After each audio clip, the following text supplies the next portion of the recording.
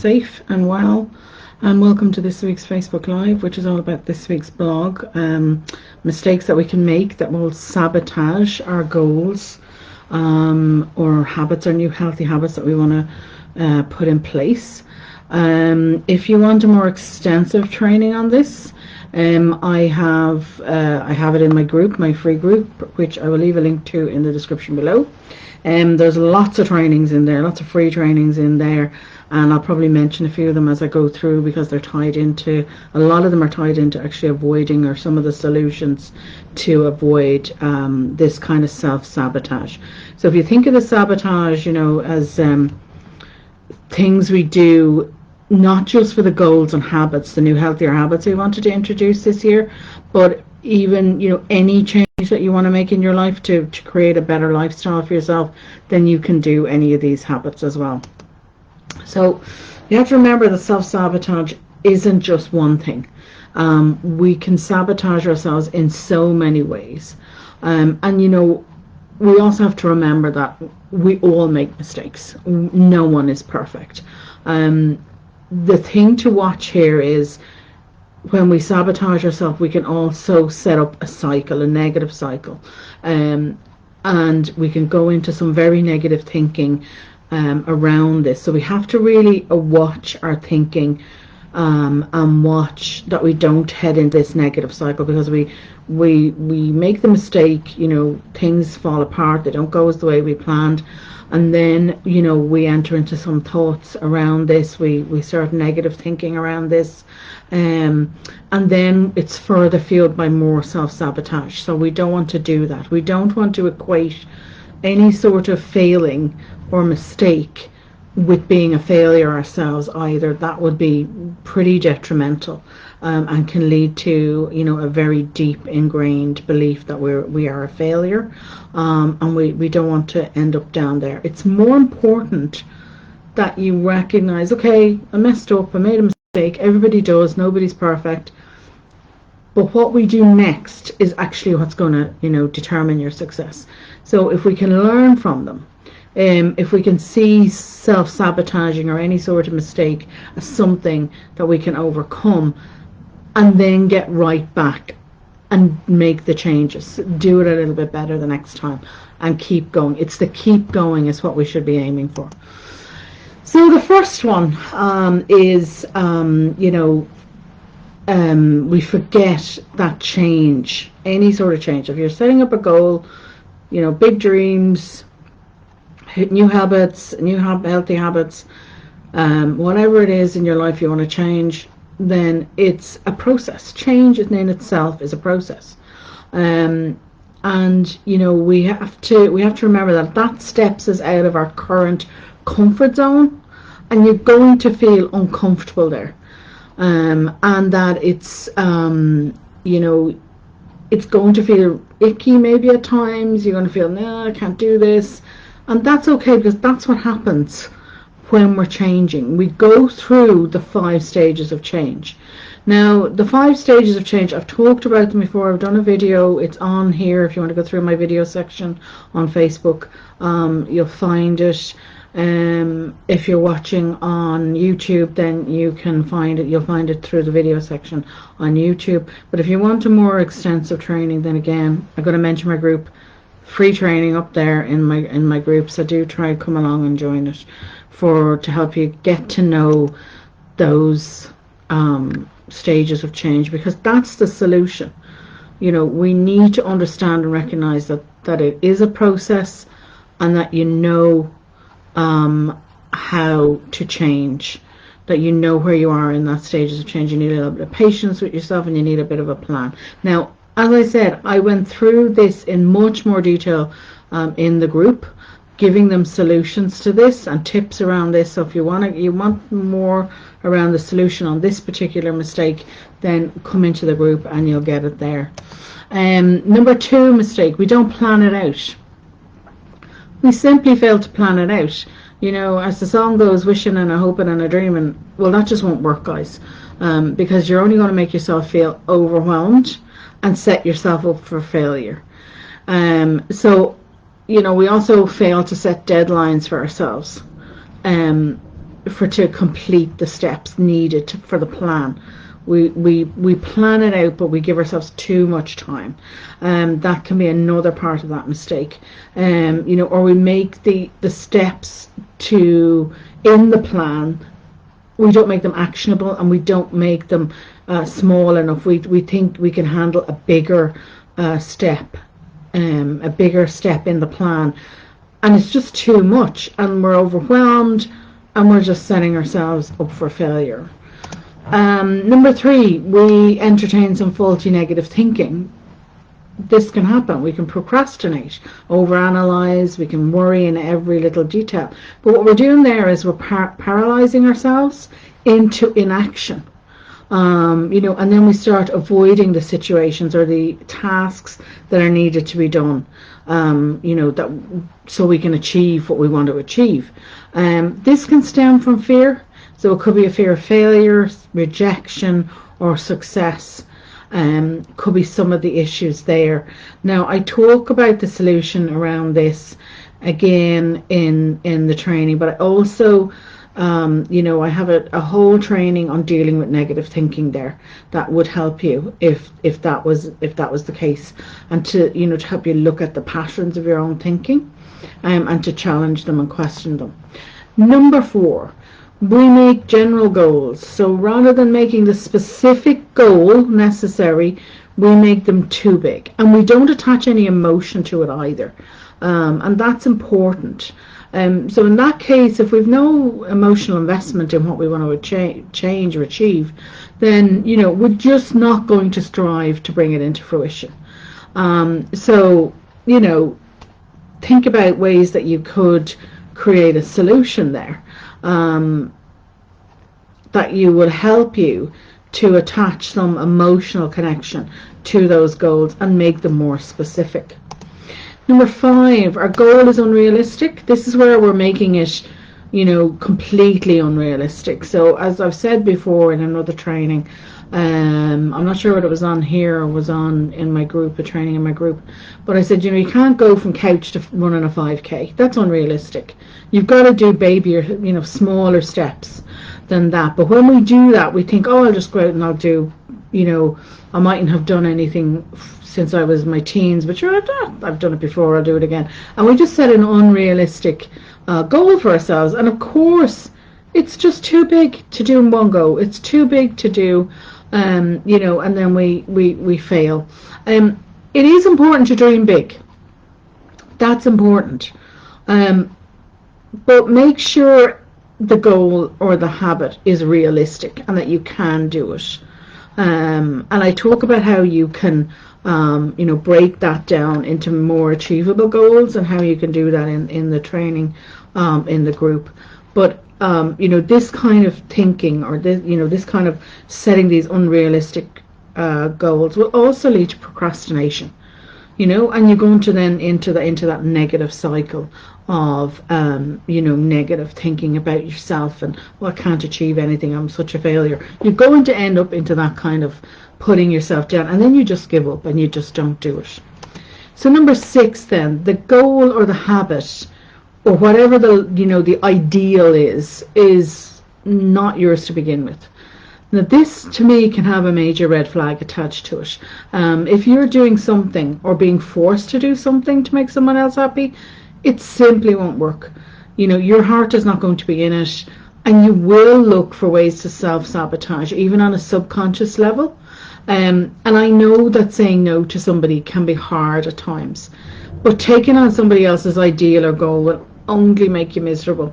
It's far better to be honest and say no.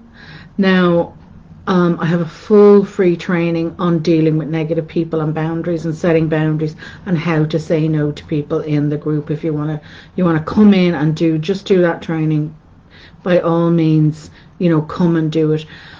But if somebody's insisting, that you do what they want, or you feel they're guilting you into doing it just to keep them happy, to me that's a red flag. I would question you know, your relationship with that person, whoever it is. And it doesn't have to be, sometimes it doesn't have to be an intimate relationship in this case. It can be, you know, a friend, a family member, even a work colleague getting you to do something that you don't want to do. It's a major red flag for me. So I would be questioning that. Number 7, we fail to put in place our positive supports before we start it. Again, I've talked about this, positive supports, and there is a video on it in much more detail than I'm going to go into today. But positive supports in our lives is essential for everybody. And I'm not just talking about, you know, accountability buddies. If you're doing a healthy habit, it is great to have an accountability buddy. And I've said it before, they don't have to be working on, you know, what you're working on to keep each other accountable. It's a two-way positive street. You're both helping each other. But we really need to have those people around us that are going to support us in a positive way. You know, if we fail to do that, again, we can set ourselves up for failure on this one. You want these people that are there to cheer you on and be healthy role models even, you know, when you initiate the changes that you need to make in your life. So the 4 types of support, and I'm just going to run through the 4 very quickly.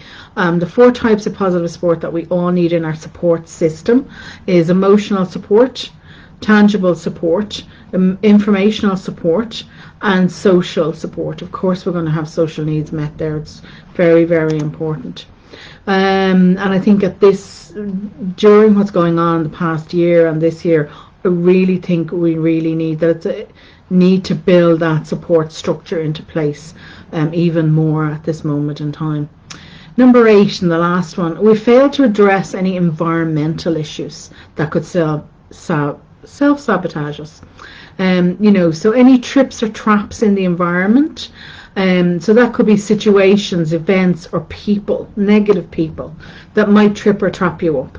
They then lead to us being triggered, either behaviorally, our feelings, our emotions, our thinking, or a physiological response, or internal physiological responses. So these people might trigger your negative thinking, your stress response, your anxiety response, and therefore, you know, it's not good. So having to listen to somebody, a negative person, ridicule you or sabotage you when you say you're trying to change something, that's setting yourself up for failure. So you've got to decide, do I want to even tell this person I'm making this change?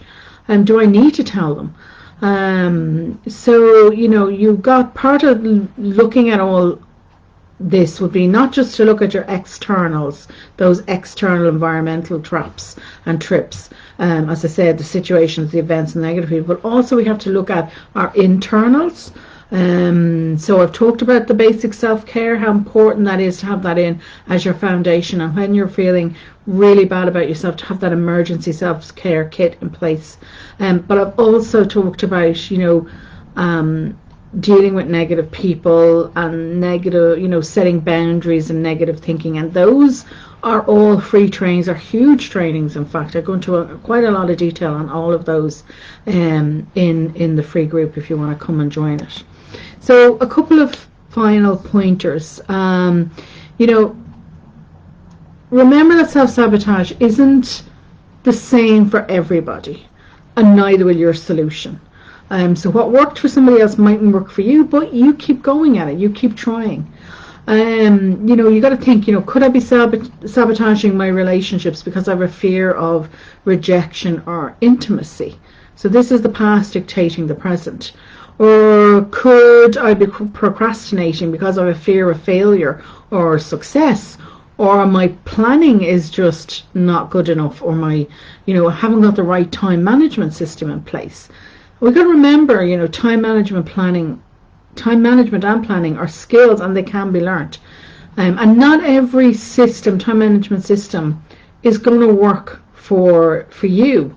You've got to find your own. Even I'm still struggling to find my own time management system. I'm not happy with it at the moment. But I'm keeping at it. I'm trying a new one this year, and I keep trying. I might change it next month and try something else. I'm getting there.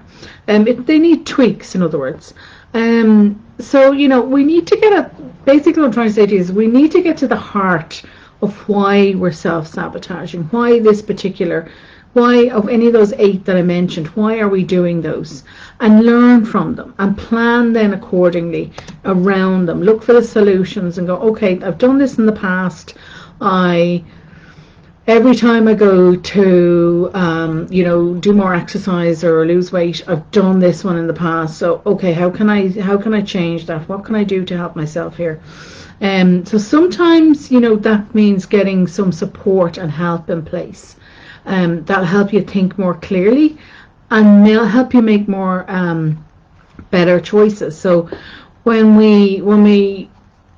sometimes we can't see all the choices that are available to us. We're kind of like, if you think the racehorse, they put the blinkers on the racehorse, so we're very narrow focused. We can't really see, and therefore, talking to somebody else, a friend, somebody trusted. This is where your support system comes into place. Who can I talk to? Who can help me see things a bit more clearly? And even just talking it through with somebody, you come up with more ideas yourself. And therefore you're making better choices. As always, you have an option to come and work with me. So you have. I will leave a link. There is a link in the blog actually. If you go to the original blog, you'll find a link to my calendar, and you can book an appointment to talk with me. My mums in the free group I have the option, in fact, to talk to me privately for free. So they have that option. That is something that's a bonus for people that are in the group. So look at the root of what's going on for you. So if you have a root cause is a fear of intimacy, if you look at that, if you work on that, then that is of course going to improve all your relationships, not just an intimate relationship. If you learn better time management skills, it's going to help you with better planning, and it'll boost your motivation. Planning ahead for any of these trips or traps, these self-sabotagings, is going to help you avoid them. And no matter what the self-sabotage is, you can always ask for help. Remember that you're never alone, people. You can ask for help, and that is always an option. So that's it for this morning. If you want more information, if you want, as I said, if you wanted the full training on that, you wanted the solutions and more information, you want the other things, then come and join the free group. You have a lot of options there, and in that group, and a lot of trainings in there that you can use, you can do in your own time. And again, as I said, you have that support from me, a free support from me. So I will leave it there, and I will talk to you all next week. I will be going back to my roots next week, because I like to give people information. So next week's blog is going to be an informational one for people. I like doing that because I remember being a mum and being given a diagnosis and for one of my kids, and not knowing what to do, where to turn next, or what it even meant. And that's why I do those informational blogs for people, so they have a some basic knowledge that they can then jump out from, and links to groups that they can jump out to. So that's what we'll be doing next week. So I will see you then. Good morning, Deirdre. Thank you as always. Have a safe weekend, and have a safe weekend to everybody else who watches. I know an awful lot of people watch the videos, particularly in replay and over on YouTube. So have a great weekend. Please stay safe, be mindful of your mental health, and I will see you all again next Saturday morning.